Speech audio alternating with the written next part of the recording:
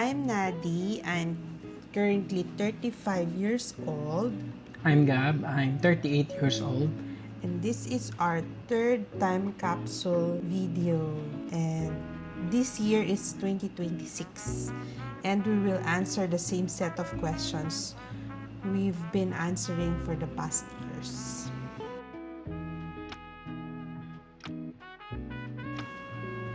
Seven years.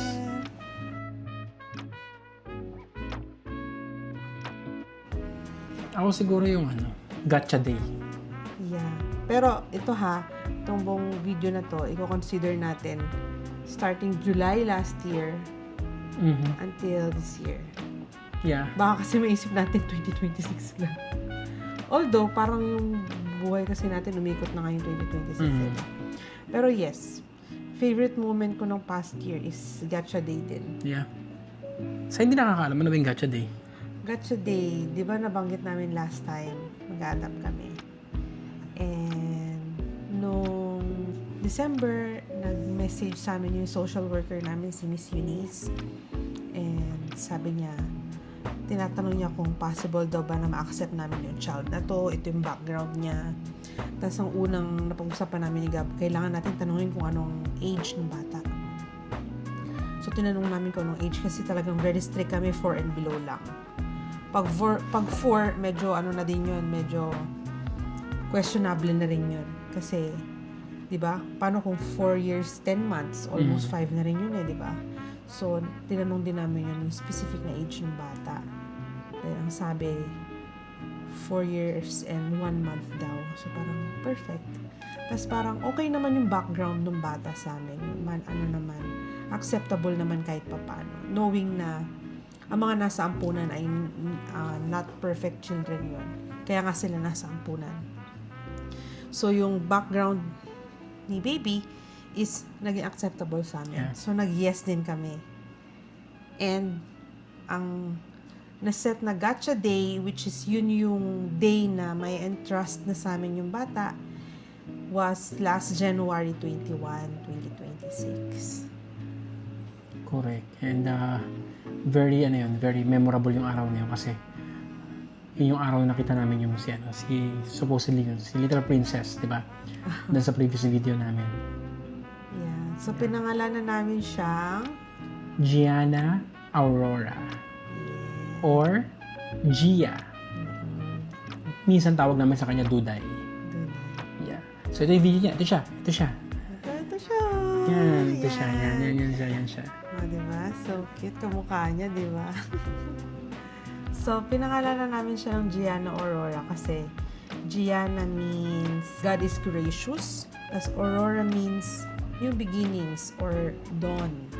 So, together, yung name niya, it means God's grace brings new beginnings, which is very perfect na through God's grace, binigyan niya si Gia ng new beginning, binigyan niya kami ng new beginning, binigyan ng family namin ng new beginning. Yeah.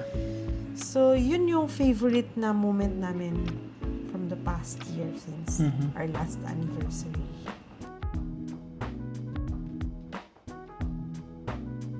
Pagkamatay ni tatay. Yes. So, unfortunately, August 20, 2025, at the age of 73, so, sumakabilang buhay na si tatay. So, lumaban siya sa CKD or yung chronic kidney disease for 10 years. And, yun, hanggang doon lang kasi talaga yung kaya ng katawan niya. Actually, yung last moments is very intimate and emotional. Kasi, ganun. Ayun, hindi siya sa ospital namatay. Sinunod namin yung wish niya. Kasi ang wish niya, gusto niyang mamatay sa bahay. Ayaw niya mamatay sa ospital. Gusto niyang mamatay na kasama kami. Ayaw niya mamatay na mag-isa. So, nung mga last few days na-hospital pa siya bago siya namatay Then nakalabas, na-discharge siya kasi medyo somehow nakarecover daw, sabi ng doktor. Pero after that, pagdating sa bahay, ayaw niya nang uminom ng gamot. Pagod na rin siya. So, ayaw na rin niya kumain. Yung dialysis na dati, parang wala lang sa kanya. Sobrang iniindra na ng katawan niya. Tipong hindi na siya makabangon. para dalhin siya sa dialysis center, kailangan na siyang buhatin. Hanggang sa nag-decide siya na ayaw na niya. Pero syempre, may tigas ang ulo namin, hindi kami agad-agad nakinig sa kanya. Nag-deliberate muna kami magkakapatid kung ano ba talaga magiging decision namin para kay tatay. Hanggang sa nakapag-decide kami na respetuhin namin yung kagustuhan ni tatay, which is, yun nga, tama na, pagod na siya. Yun lang yung sinasabi, tama na, pagod na ako, okay na ako. Yun, we made decision, and I can say naman na it's a collective decision. Hindi lang yung decision ko. It's a collective decision. Na yung magkakapatid na, yun nga, ihinto na yung dialysis ni tatay. And kwento mo Kabing, ano ba yung nagiging effect ng tao kapag tinigil ng dialysis? Pag tinigil kasi yung dialysis, unti-unting nagsha-shutdown na rin yung katawan ng tao. Nagiging cloudy na yung pag-iisip niyan. Usually, wala na rin siyang mararamdaman pain. More on confusion na lang talaga. Yeah, so confused siya ng mga panahon na yun. And unti-unti nang nag-fail yung body niya. Knowing na very frail na rin kasi siya ng mga panahon na yun. Kaya yung mga last moments niya. Perfect timing na nasa Parañaque kasi kami, tapos nasa Cavite sila. So, may specific na time lang na nakakapunta kami doon. Diba? yeah.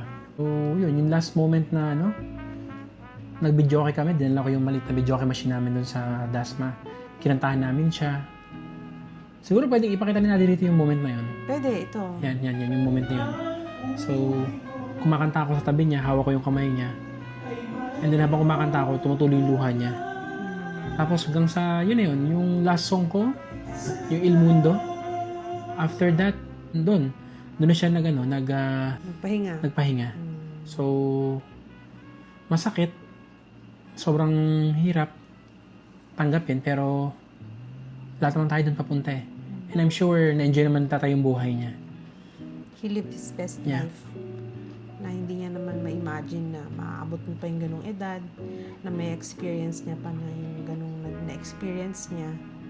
Although, mas marami pang magaganda sanang pwedeng ma-experience, pero knowing tatay, mga maliliit na bagay, sobrang masaya na siya. Masaya na siya. So, I can say na tumawid naman siyang masaya. Diba? And fulfilled. Are you being emotional? No? Siguro lang, para on the record na medyo may dinadala lang din ako about yan kay tatay kasi okay na ba sabihin ko dito? May mga chismis kasi na kumakalat sa Cavite na ako yung sinusisi kaya namatay si tatay. May kausap mo ba kayo? Hindi pa, pero hindi ako na lang kasi parang, yun nga, sabi mo nga, baka guilt niya lang yun na sa kanya pinapasa.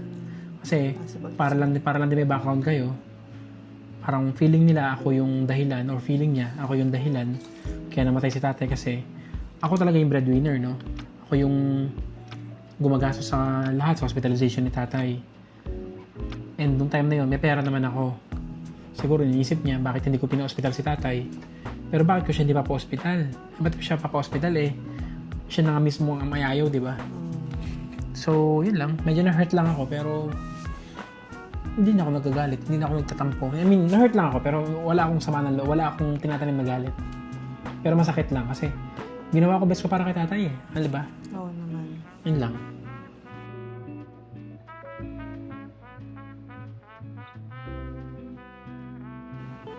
Ikaw? Biggest challenge.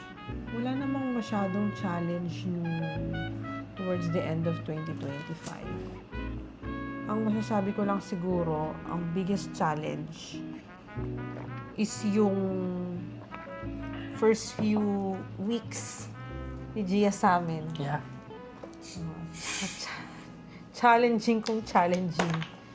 Kasi totally adjustment talaga eh. Oo. Yung buhay namin nila din dalawa lang kami. From dalawang person lang na lagi dalawa lang kami talaga. Tsaka si Pat. Then eventually nagkaroon kami ng isang batang makulit or batang nakaasa na sa amin. So it's something na na challenging, no. Pero challenging siya in such a way na medyo fulfilling talaga, no. Challenging siya kasi hindi kami sanay doon. Hindi kami 'yon. Hindi namin alam 'yon. So it's a first time namin pareho na gawin yung bagay na 'yon. Yung pagiging magulang. True. Nung mga na-match na kami at nakita na namin yung picture niya for the first time. emotional, but at the same time, parang if I'm being honest lang, nung tinitingnan ko yung unang-unang picture niya na pinakita sa amin, parang feeling very stranger pa talaga siya. Kasi still image lang siya eh. Pero nung pinadala na yung mga video, parang dun ko naramdaman yung excitement na, hala, ito baby na namin to, hala, parang mapapanood namin siya lumaki, meron kaming whole playlist na all about adoption na kulang na lang, memorize ko na. Siguro parang lang din may context sila. Alam ko may hirapan si Nadia mag-edit ng video na to, pero ito. Ito yung first video na nakita namin si Gia o si Duday. Sumasayaw pa siya ng Opalite. Tapos yung picture na sinasabi namin na very stranger, yan. Ito. Nakakulay pula siya. O, di ba? Di ba? Parang hindi siya, parang ang layo na ng itsura niya sa ngayon. And nung nakita ko si Gia, actually umiyak ako. Ayan, ito, para may video na yan. Yan, di ba? Nilagay na lahat eh. Yan, di ba? Umiyak ako nung nakita ko si Gia kasi parang yung naramdaman ko parang ito yung anak ko. Ito na yung anak ko. Parang hindi siya ibang tao na alam mo yun. Parang nakita ko siya parang nalabat first sight ako sa kanya na may bugso ng damdamin na parang lalo na nung diba? Gotcha Day. Lalo na nung Gotcha Day nung nakita namin siya ng personal. Parang maluha-luha nga ako nun pero syempre magaling kasi ako magpigil ng luha. Yeah. Pero din parang na-experience din namin yung yung ako specifically, yung parang nesting na tinatawag nila. 'Di ba kapag ang pregnant women malapit ng mga anak, andyan yung nesting. Gusto nilang maglinis, i-prepare yung bahay, i-prepare na lahat ng kailangan ng bata, hindi mapakali kasi gusto in order na lahat, ready na lahat. Nagkaroon ako ng ganong feeling. So, tinanong pa namin ng mga social worker, pati ChatGPT, surprise, susunod kayo ng ChatGPT, lahat ng desisyon mo sa buhay, tatanong mo na ngayon ChatGPT ngayong 2026. So,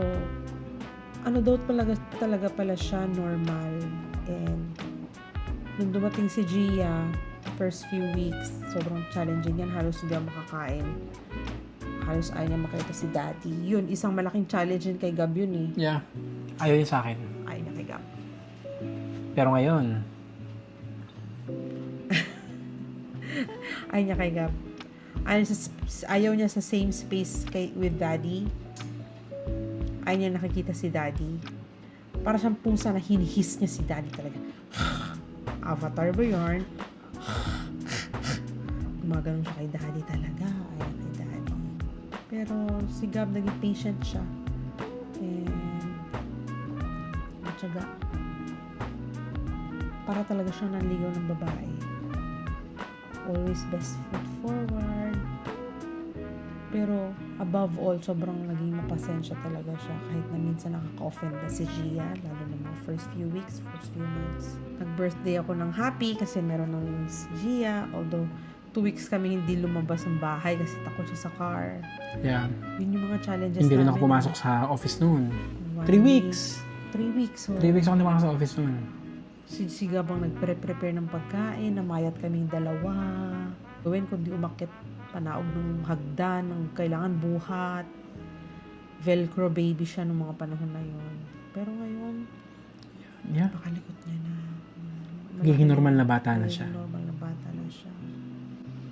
So yun yung naging very challenging part ng past year namin as married couple. Talagang new chapter na para sa amin ng parenting. Kaya parang itong video na to. Parang kung may title to, parenting or adoption. Oo. Parang ganun. Ganun. Or Nadia and Gab version 2.0, mga ganun. True. Basta something na parang nagbago yung buhay namin na Oo. na-realize namin bigla na parang ang boring para ng buhay natin to. Dalawa nung wala pa si Gia. True. Ngayon kasi parang naranasan ulit namin maging bata.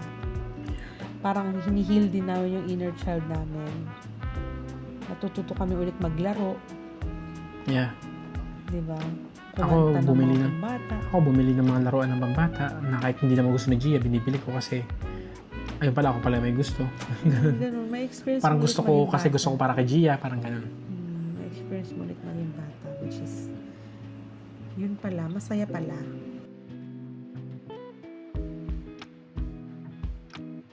We said yes for Gia. Biggest decision is nag-yes kami kay Gia. Yeah. Yes. Kasi, yung background is quite difficult din. Kumbaga kung medyo choosy ka, Kung medyo choosy ka, baka something na, baka, oo. ganun. Tapos, ang preferred age mo pa, mas bata, di ba? Kasi ikaw, sige, kung tatanungan, ikaw ang nanonood. Mas gusto mo mas bata, mas baby as possible, bagong panganak, go.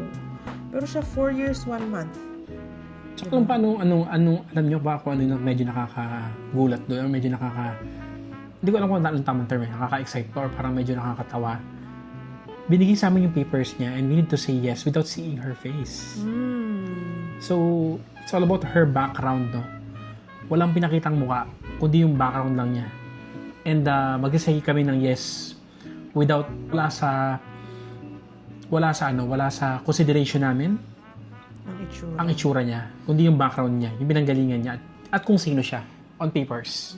Kaya napakaswerte nga din namin kasi napaka-cute niya. Kamukha ni Daddy. Cute pala ako. Ano naman? Cute kamukha ni Daddy. Tapos nakuha niya yung dimple ko. Di ba? Hindi namin siya naisama ngayon kasi natutulog na yun. Kasi yung sasama namin siya, magugulo lang yan siya. Yeah. Biggest decisions ko din this year. Kumuha kami ng car. Yeah. Wala pa siya, pero parating na sa July. In less than a month. Guess what? Tesla. So, ang nakakatuwa lang, no? Medyo cliche yung pakinggan, pero totoo talaga natutupad ang pangarap. Kasi pangarap ko talaga ang Tesla dati pa eh. Nung unang dumating, sabi ko, pagdating ng araw, makakabila rin ako niyan. So, yun. Saka mas bagay sa kanya yun bilang head ng company. Kasi mas paniniwalaan siya ng mga ka-meeting niya. Yeah. Ka-deal niya. Medyo pricey siya, pero investment din eh. Investment. And for me, Hindi siya for bragging lang. hindi siya bragging eh. Kumbaga, necessity siya, especially sa position ko. Nabi.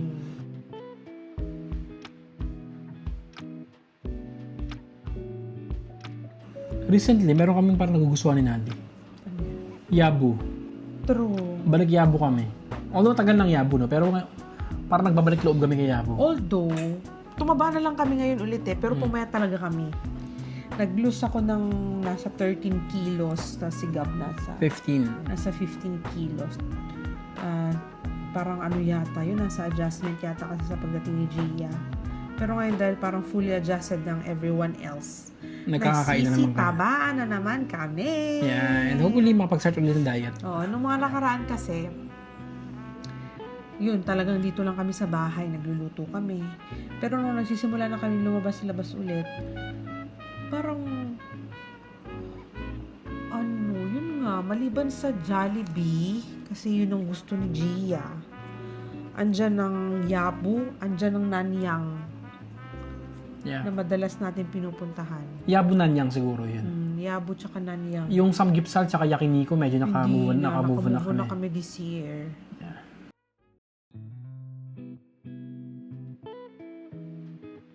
Ako? Longganisa. Ay, ala. Parang itong past few years, grabe. parang naging longganisa enthusiast ako. Na parang, ewan ko ba? Parang pag longganisa, fight! Parang ganun. Grabe, ang dami namin natikman na variant ng longganisa for this year alone. Vegan. Natikman naman yung pinakamasarap na vegan longganisa. Na masarap talaga, no, Bing, no? True. Masarap siya. Bumili ako 10 kilo. Grabe. Imagine nyo gano tagal namin kinain yung Tapos, kilo na yun. natikman din namin for the first time yung Kabanatuan longganisa from Sarap masarap nun. din yung Bototay. Masarap din. Cebu, natikman din namin siguro no once. And then ang all-time favorite talaga namin is yung Tugigaraw longganisa. And guess what? Bago ako skills na natutunan.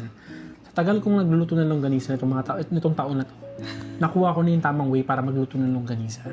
So kaya para nagluto ako ng longganisa, crunchy siya. Masarap. True.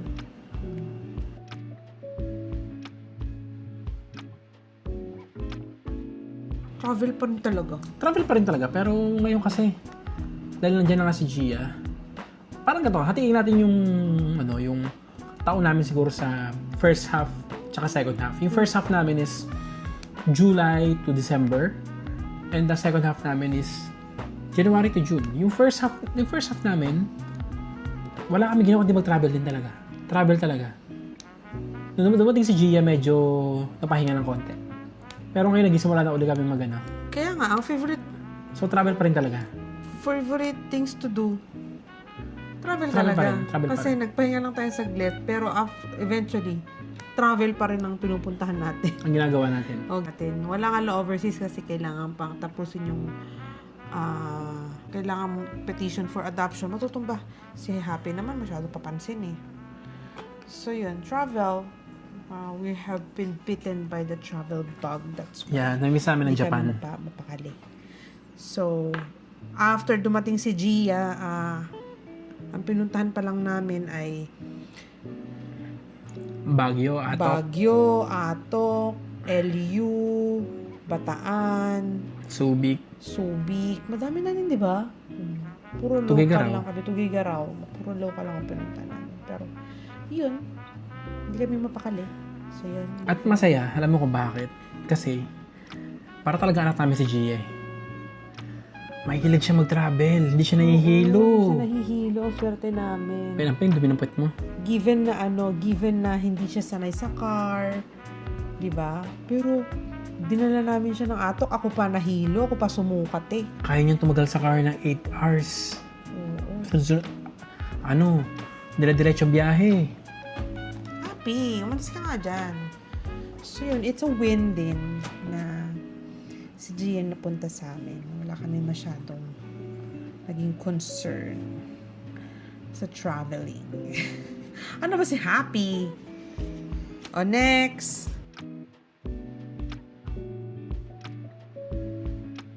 One. Ay, may sagot na tayo ngayon. One. Dati, wala pa. Ngayon, one. And 4 cats.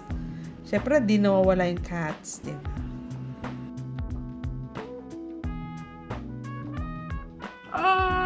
Wala naman nagbago. Bago. Wala nagbago. Ganun pa rin. Mas chill na sila ulit.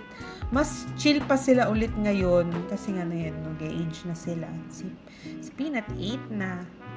Si Kyong, alam ko magfa-5 na. 2021 siya eh. 22, 23, 24, 25. Magfa-5 na siya ngayong taon.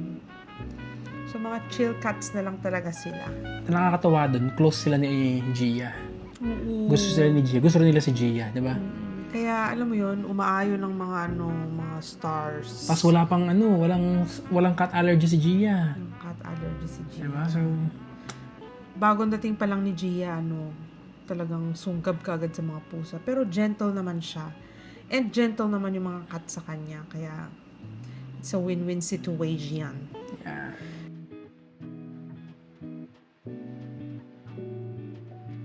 Wala, Sapporo pa rin. Sapporo pa din. So far, wala pa rin tumatalo sa Sapporo. Oo. Kasi napirmi kami this year eh.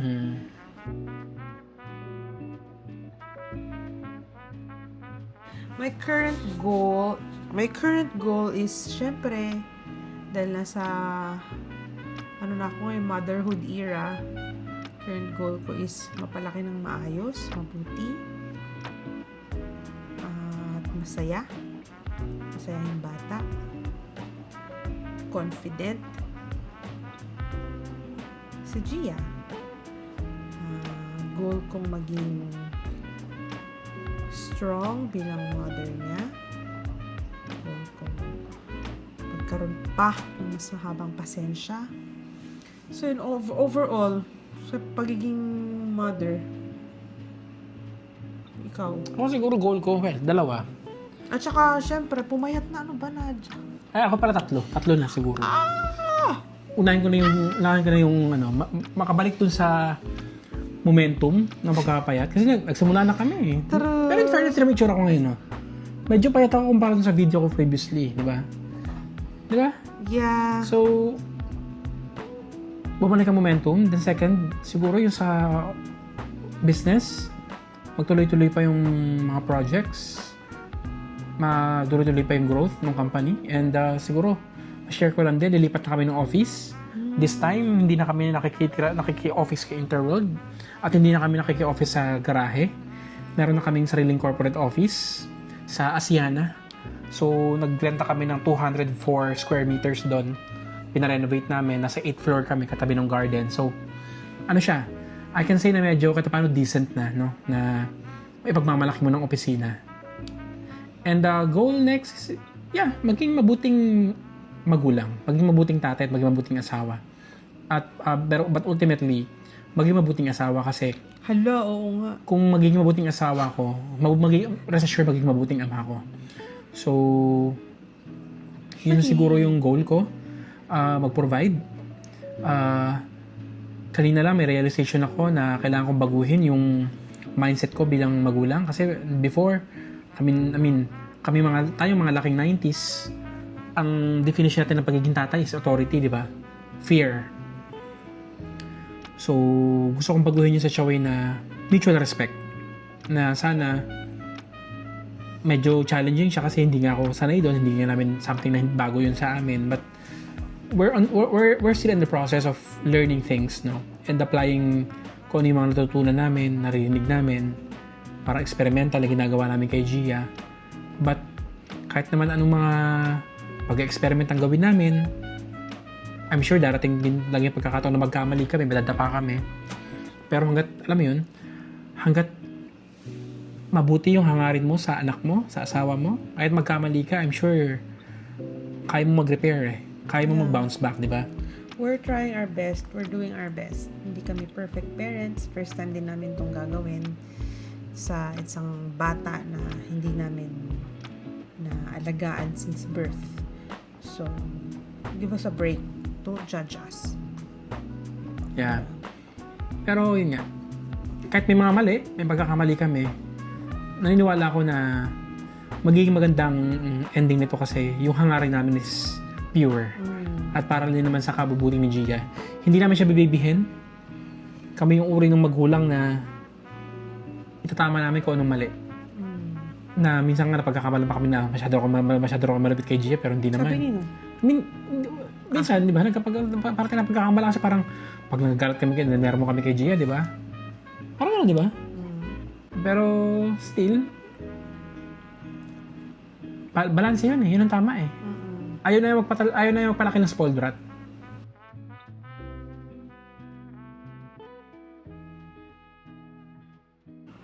Ang may advice ko lang kay Gab ay stress ka pa rin ba hanggang ngayon? Hindi ka pa rin ba marunong mag-manage yung stress mo, te? Sana naman, pag pinapanood mo to ngayon, na ma-manage mo na yung stress mo kahit paano. Kasi kaya malaki yung tiyan mo. Kasi yung cortisol levels mo. Di ba? Pero, overall, I think you're doing a great job in all that you do. You're doing your best. And, ingatan mo ang health. As always, remember why you started. Diba? Kung meron ka mang pinagdadaanan ngayon, remember why you started. And, balik sa Diyos kung nakakalimot ka. And, yun lang. Nandito lang ako. Kung wala ako ngayon dyan, kung nawawala ako sa landas ko, batukan mo lang ako. Sabi niyo yun ha? Batukan mo lang ako. Ha? So yun. Pero gaya naman ng vows ko, dito lang ako palagi sa tabi mo. Hindi ko nawawala. Yun. Sarili mo. Sa sarili ko, ang ma-advise ko lang sa'yo, ate ko, habahan mo pang pasensya mo kay Gia. And always remember TBRI. Connect before correct. Mas importante dapat yung connection over correction. Kasi may time kang mag-correct ng mag-correct kasi ganun ka pinalakit eh. Pero tandaan mo, Mas kailangan ni Gia ng more connection, more love, more warmth. Bawas-bawasan mo yung pagsusungit mo. Ba mo yung pasensya mo. Okay? And alam kong you're doing your best. And you're trying your best always. And that's okay. That's okay. You are seen, you are loved, you are appreciated by me. Your past self. Yun lang. Ako siguro, advice ko kay Nadi sa future. Well, congratulations. Kasi, alam mo yun, naitawid mo maging magulang for more than 1 year. Certified mom ka na, no? So, alam ko hindi naging madali. Pero, gaya nga ng advice ni Nadi sa'yo, habaan mo lang yung pasensya mo. Tandaan mo, maraming versions ang darating kay Gia. Maraming versions ang darating sa atin. So, sana, piliin natin maging mabuti. Piliin natin mahalin yung mga versions na yun. Kung ano man yung versions na yun. And I'm sure naman, either ako or Gia or ikaw, we will always choose kung ano yung best para sa atin at para sa lahat, diba? So, mahalin lang natin yung mga versions na yun. But I'm not saying na yung version na yun is best or 100% na okay. I'm sure yung mga versions na yun may mga flaws. Part yun. Pero, mahalin natin yun. Ha? Mahalin mo kung ano ka ngayon. Kasi, para lang alam mo, you're doing a great job bilang nanay at bilang asawa. Wala akong doubt dun. Hindi ko kailan makinwestiyon yun. Dahil yung, sabi ko nga, yung intention mo at the beginning is pure. Purest kung may pure. If there's such thing as purest. Yun yung pakiramdam ko na pakiramdam ko kay Gia. Yun lang, Nadi. Sana ngayon, na-achieve mo na yung ano mo,